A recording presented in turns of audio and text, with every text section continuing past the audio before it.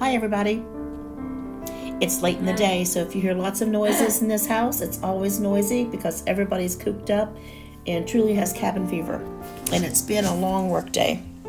However, if you followed along on the slides from this presentation, you now know how to grab a master document from your folder on Dropbox and download it and save it to your iPad, which is where it needs to be because generally, except for this crisis, we work offline. So we have a Master 99. It's time for a review for an individual. So let's get started. Let's choose routine review because that's what it is. And the assessment date, we're going to choose today's date. And FYI, you want to make sure at the very top you see how fill and sign, that's the tab we're under. If you go over to something else, it's not what you want to do. You want to be under fill and sign if you are working on Adobe Expert. Excuse me, not Adobe Expert, PDF Expert. I told you, it's been a long day. So we just start filling it in. Let's say that this individual is Martha Jones. Her date of birth is 2/6/2000, let's say 14. Her Medicaid number is 97500. Medicaid numbers, FYI, they're 12 digits if you didn't know that. Just a bit of trivia. Start of care, let's say she came to us on 3/4/2019. And her address is street and city, state, and zip. Her telephone number and social security number. And thank goodness, magically, the rest of this form is filled in. So you want to grab all of your information from IDA. That's where it's all housed. And you want to specifically look at your last DMS 99 that was done on your client. You want to transfer that information over here for your basis, for your basic information on this 99. So you've got everything completed. We're going through here. You've transferred over all of your information. Everything's complete. And now you've done that, you make a telephone call to your client. 423, we get them on the phone. We're going over everything with them. We're making sure that our diagnoses is the same. Medications are the same. We don't take multivitamins anymore because they make us throw up.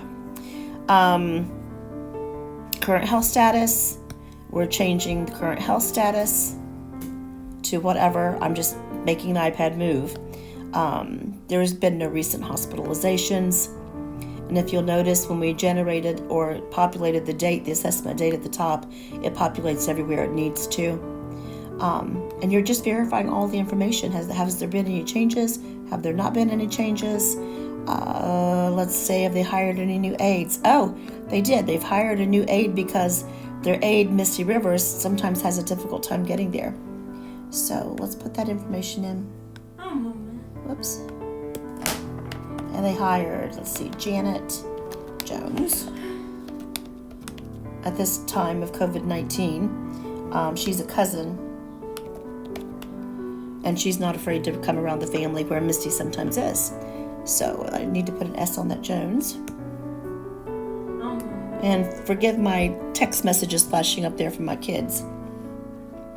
And we're going down here to service facilitation visits for the last 6 months. When you're transferring your information over from IDA, just make sure you grab those dates. And we're going to put 423. Whoopsies. Because that's today's date. We're answering all of the questions. They've hired a new aide, so let's say that gives them 2 aides that they've hired in the last 6 months. And was this aide present during this visit? Let's say, yes, the new aide, which is Janet Jones, was present during this visit. And which one was it? It was Janet Jones. And is she related? Yes, this person's related, and she's a cousin. Now, this was a 30-day review we noted at the top. So here we have another drop down, And you'll see lots of different things. If we were in this COVID crisis, we would have routine assessment, 6-month reassessment, or comprehensive visit or transfer. And the next set of choices are exactly the same. They just have telehealth in front of them. So we're choosing telehealth routine assessment performed. Who was this visit completed with? And it was completed with Mom, which I think her name, we called her Sarah. And at what time? At 2:33 p.m.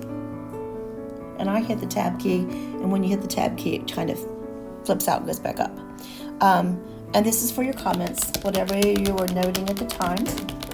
So we're all good there. Was management training requested by the EOR? We have none. Or if you click that, it gives you some options. The date's going to automatically populate because you put it at the top of the page.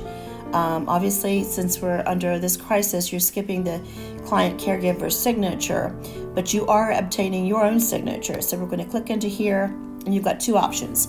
One is my signature. That means that the iPad will grab and create and keep your signature for you.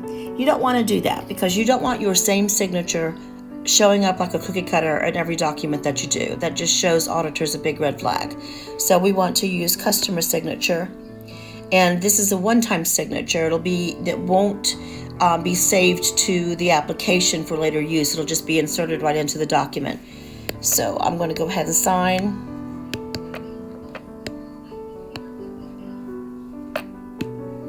And your signature magically appears. Come down, and we're going to type our name for DMAS rules because I can't read signatures. And that's it. So we're going to come up, and we've created our first review for Martha Jones on 4/23. So what do we want to do with it? We want to save it.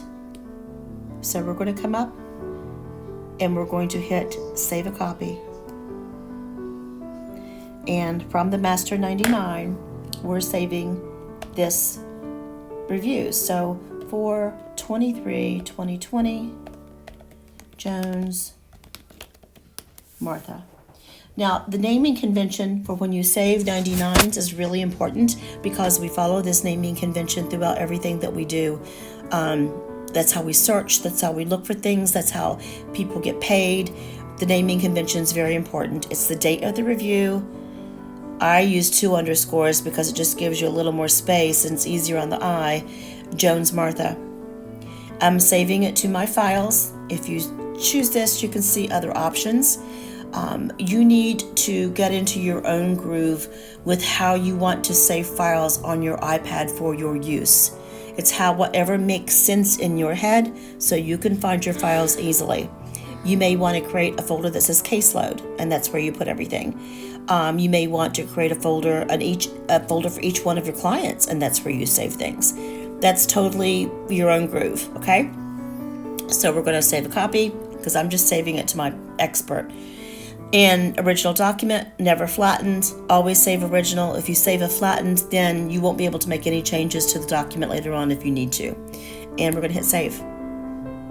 Now, we've saved this document from our master. So we don't need no master anymore on the screen. So if you see at the top, it says Master 99 and it's kind of grayed. If you click that, it comes right back over to our master and you can see it's blank.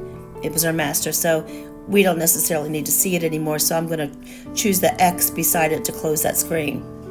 And now on our screen is 4/23/2020 Martha Jones. Now I need to get this to the office. So I go up to those 3 little dots and I want to share the file.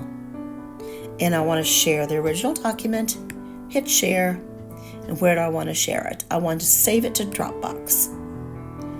And I want to put it in the file that says to process. You can change your files, but you want the file that says to process and hit save. And that's all there is to it. Just as simple as that.